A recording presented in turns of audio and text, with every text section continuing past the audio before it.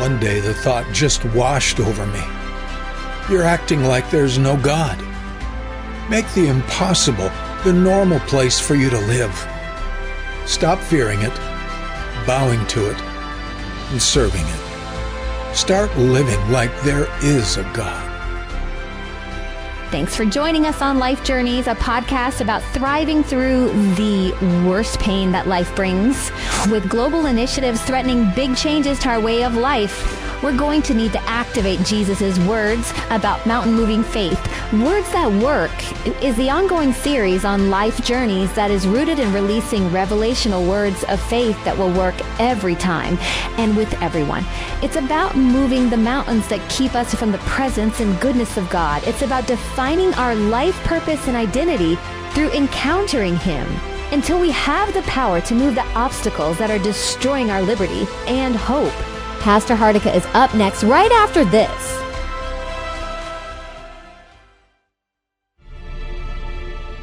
Author and pastor Terry Hardika's life has been full of struggles.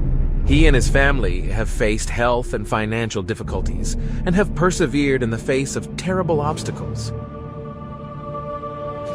However, surrounded by the fortress of God's love, he has overcome his setbacks and now teaches others that the power of the Lord can transform even the most tremendous of hardships to produce courage, faith, and character.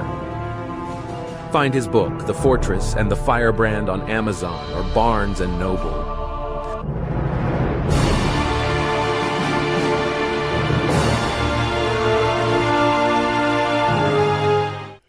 I didn't realize how little I had until I lost what I did have in order to find all that I needed. Let me say that again. I didn't realize how little I had until I lost what I did have in order to find all that I needed. Is that what's happening in America? Is that what's happening in your life? How many times have we prayed over a real problem, yet things only seem to get worse? I had to resign the pulpit, and then I had to resign the television business I had built. For the last several years, my only times out of the house have been to pick up the grocery order or to take my wife to her physical therapy appointments. I know what it's like to ask for healing or freedom from pain and fatigue, yet it only gets worse. But I've learned a long time ago to ask a key question. God, you knew I would be in this place one day. What are you wanting me to do? Why are you allowing this? Help me to surrender to your will. It was here one day that God said, "You're acting like there's no God. Make the impossible the normal place for you to live. Stop fearing it, bowing to it, and serving it. Start living like there is a God." Wow. Well, this series entitled Words That Work is about the many, many answers that God has given to me. He has not been silent on the topic of the mountain I'm facing, the mountain this nation is now facing, or the mountain that you are standing in front of. Nearly every day has been a revelation of how to have a faith that works all the time. Here is a faith that's not dependent upon temporal, material, ease and comfort answers. It's a faith that will always work. It will never send you home wondering why you didn't receive something from God. How many Christians have claimed Jesus' words in Mark 11, verses 23 and 24, but nothing happened? They prayed for financial or physical miracles, but nothing came. They taught us to believe that we could say something and it would come to pass, that we could speak to the mountains, but the mountain never moved. It might have been a family issue, a job, cancer, or spiritual dryness. It has been during this season that God began to give answers as I sought Him every day. I've told you on previous Life Journeys programs how this journey began with developing a deep fear of the Lord. I was being sifted, cleansed within, and set apart. It progressed to some amazing encounters with His presence until my life could only be described as a revelation relationship with the glory of God.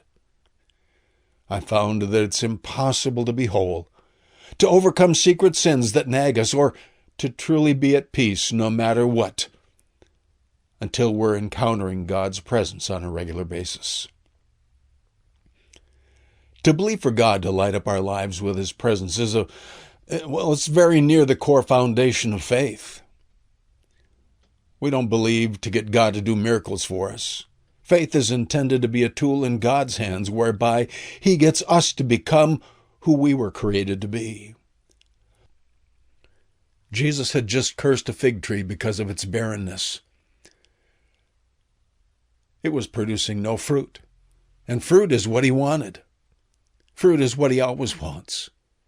When the disciples became amazed at how soon the tree withered up and died, He told them to have the faith of God so that when they spoke, even to a mountain, it would move.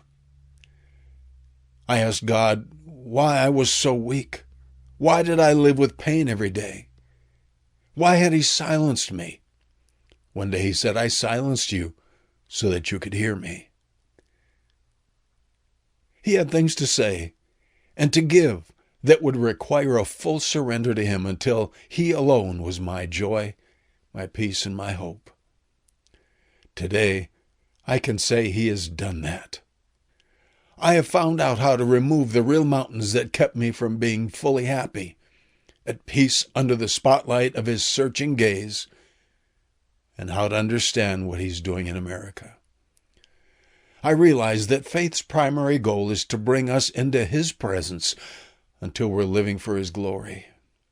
It's a faith that will release our lives to experience His glory until we are truly free, no matter what. That's what faith is for. It's intended to move the mountains that keep us from living near to God. After all, that's what worship is, drawing near to Him. The call of this series is to encounter the presence of God until His life defines our existence by faith. The need is to come to the place where we are more overcome by God's goodness than by the news in America. We're not here to change America until we have our own hearts changed to love, until we know the liberty of loving those on the other side of the aisle. There's no liberty that the courts or the Constitution could ever guarantee us. In the last few months, I've had a brain scan, an MRI, a carotid artery scan, several ultrasounds, x-rays, a biopsy, and several nights where it felt like my heart was being squeezed through a garden hose. Every time depression came knocking, like a sledgehammer on fine china, I found the heights of Jesus' life. For the last 3 years, I've needed a faith that works all the time. 6 months prior, I found my world was turned upside down. As I looked for answers day after day and searched my heart like someone looking for his lost treasure, I finally began to find more than I bargained for.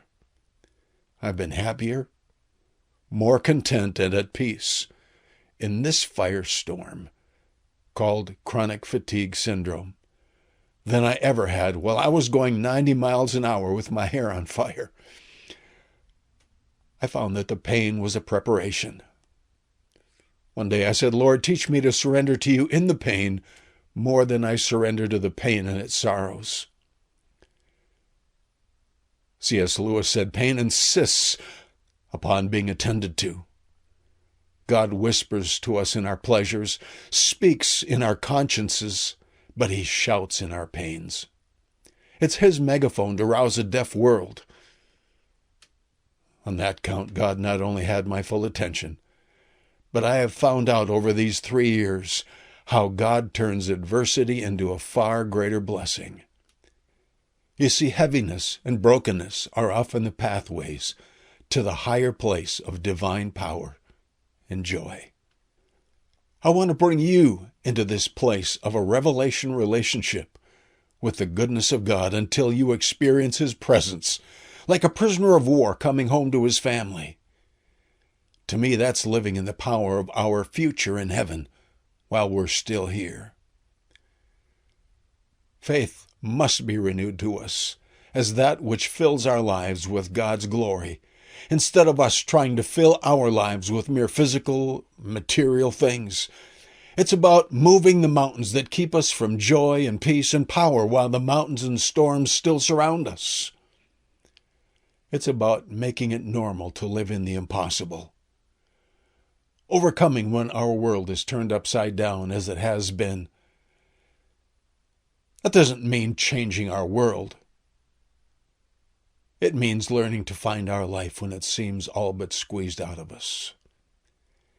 These revelational tools that we'll be sharing are those scriptural precepts that I found to bring me through many obstacles, from guilt and condemnation to despair to physical weakness, financial concerns, sickness, and many more things designed to rob my life of the presence of God.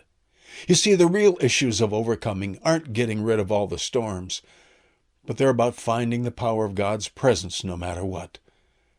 These are not theories or devotions read in a book. They're revelations found in the fire. A series of encouragement and revelation when it seems like the world has gone crazy and life is being turned upside down is what these programs are going to be all about for the next few months. Finally, I leave you with these words that the Holy Spirit shared with me one day. It's like Jesus was saying, "Look for me in the storm. Learn to take my hand and fix your gaze upon me, for the days are coming where you will be led where you don't want to go. I will shine the most brightly when the dark clouds of oppression are threatening to kill you." You see, one light among hundreds is not recognized by the world, but one light among the darkness of 1,000 enemies shines very clearly. Dare to take my hand into the heat of battle and rest in me. I am a fortress on the steep cliffs of adversity. Such fortresses are not needed for your ease and comfort. Trust me in the face of your worst moments of despair. I have been there and overcome that I might bring this victory to your moment of pain and suffering. A crown of life awaits on the other side. That is where your reward will be fully seen. That is where the mountain will be vanquished forever. Carry on and remember to look for me in every storm you face. Just as the storms come again and again in the sky, so they will come to you. I will make you faithful. Believe me for that when you pray, and it will be done. You can unlock the presence of God in your life. There are revelation principles that remove the mountains, keeping us from joy, hope, peace, and purpose when our world gets turned upside down. Look for these words that work with Pastor Hardika as he shares what has helped him when life got hard. And don't forget to check out his book, The Fortress and The Firebrand, available on Amazon and Barnes & Noble. Thanks for listening to Life Journeys. Find new episodes every Wednesday and Saturday. And if you're new to this series, it begins with the September 16th episode. One day the thought just washed over me. You're acting like there's no God. Make the impossible the normal place for you to live. Stop fearing it, bowing to it, and serving it. Start living like there is a God.